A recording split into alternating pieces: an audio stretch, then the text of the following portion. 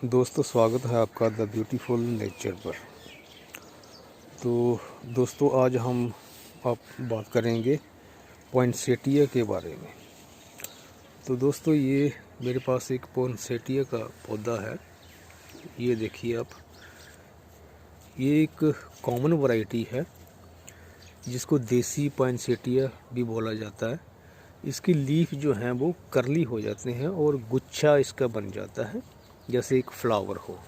तो देखने में ये बहुत ही सुंदर लगता है। तो दोस्तों, हम लोग इसको इसके करली लीव्स या फिर इसके कलर्ड लीफ की वजह से ही इसको अपने बगीचे में शामिल करते हैं। देखने में ये बहुत ही सुंदर होता है। इसको ऑर्नामेंटल प्लांट भी कहते हैं, डेकोरेटिव प्लांट भी कहते हैं।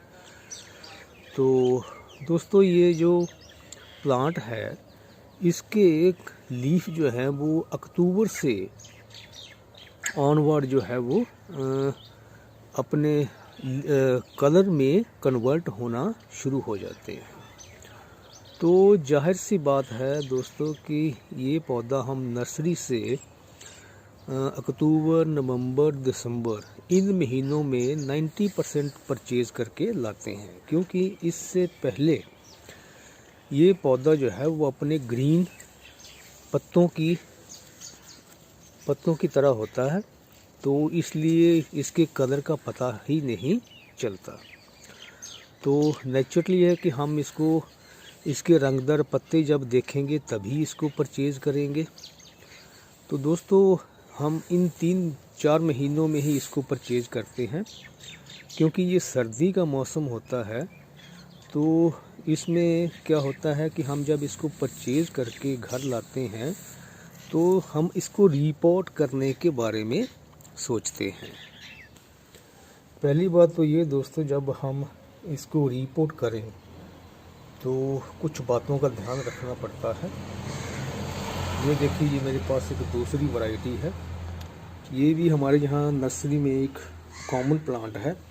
वैसे तो इसकी बहुत सारी वैरायटीज़ होती हैं, अलग अलग इसके रंग होते हैं। क्रीम कलर है, लाइट येलो कलर है, वाइट कलर है। तो ये एक कॉमन वैरायटी यहाँ पर पाई जाती है। तो फिर भी ये कॉस्टली पौधा होता है। तो बात कर रहे थे हम रीपोर्टिंग के बारे में। तो पहली बात तो, जब आप नर्सरी से लेके आए, अगर पॉट में है पौधा तो आपने इसको रिपोर्ट नहीं करना। फिर भी अगर आप अपने मनपसंद पॉट में इसको रिपोर्ट करने के बारे में सोचते हैं तो सबसे पहले आपने इसको नर्सरी से लाके 3-4 दिन तक अपने बगीचे में रखना है। उसके बाद इसको जब रिपोर्ट करें तो इसमें ध्यान रखें कि रिपोर्ट करते समय इसकी जड़ें जो हैं वो डिस्टर्ब ना हो।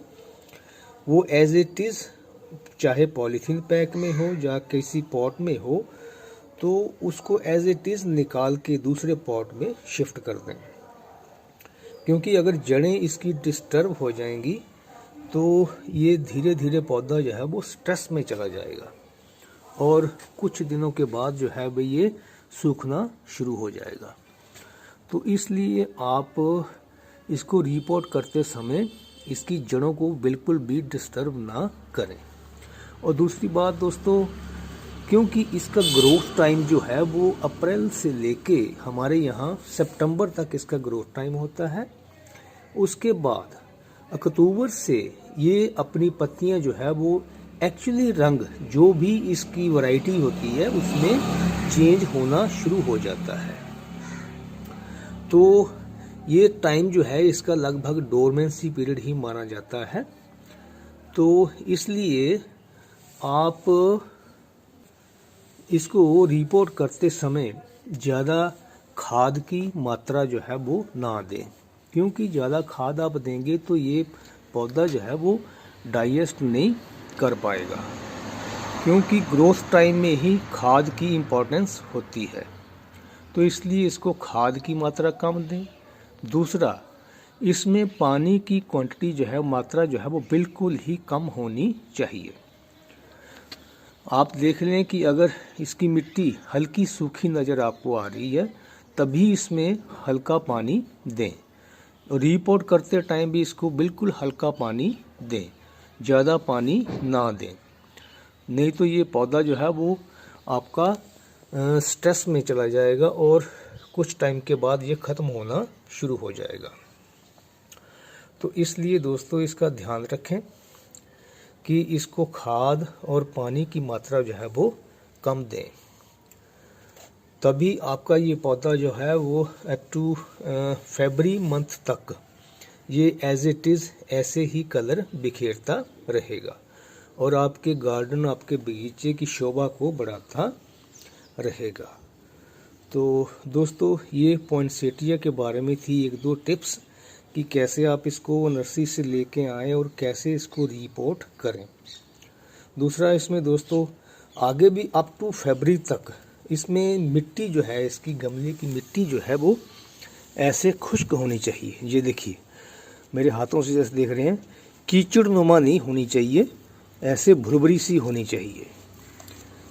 इस तरीके से मतलब इसमें पानी की मात्रा कम रखें। अगर पानी इसमें आप ज़्यादा दोगे तो इसकी रूट्स जो हैं वो गलनी शुरू हो जाएंगी और धीरे धीरे आपका पौधा जो है वो ख़त्म हो जाएगा।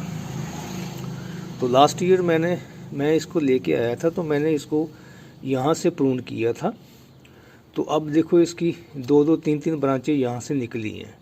अब नेक्स्ट फरवरी में इसको मैं प्रून करूँगा तो यहाँ से कर दूँगा, तो ये यहाँ से भी 2-2, 3-3 ब्रांचें निकालनी शुरू करेगा और आपका पौधा जो है वो और भी ज़्यादा घना बुशी बन जाएगा और देखने में बहुत ही सुंदर लगेगा। तो दोस्तों इस तरीके से आप इसकी छोटी छोटी बातें जो हैं वो ध्यान में रखकर इसकी केयर कर सकते हैं।